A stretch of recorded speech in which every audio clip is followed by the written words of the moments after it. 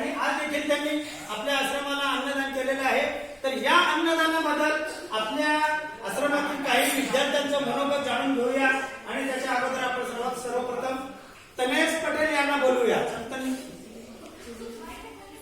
तुला काय वाटतं की आपल्या या आश्रमाला जे अन्नदान करत असतात ते अन्नदान अन्नपूर्णा कॅटर्स मार्फत या ठिकाणी पाठवलं जातं, तर तुला काय वाटतं की या अन्नदानासाठी तुझी काय अपेक्षा आहे, काय मनोगत आहे तुझं? खूप खूप आभार। आम्हाला जे अन्नपूर्णा कॅटरेस मार्फत प्रत्येक रविवारी अन्नदान करतात ते आम्हाला खूपच आवडतात। अन्नपूर्णा कॅटरेसचे आम्ही आभारी आहोत। धन्यवाद।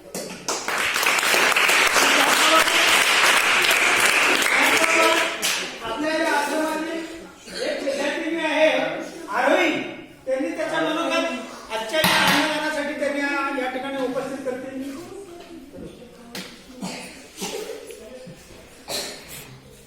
तुला काय वाटतं की आपल्या आश्रमाला जे अन्नपूर्णा कॅटर्स मार्फत जे अन्नदान करत असतात त्या ह्या अन्नदानाबद्दल तुला काय अपेक्षा आहे आणि काय वाटतं?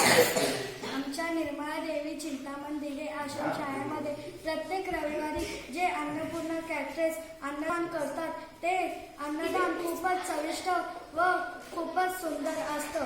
अन्नपूर्णा कॅटरेस व त्यांचे मालक सर दिवाकर सर यांचे मी खूप खूप आभार मानते। धन्यवाद।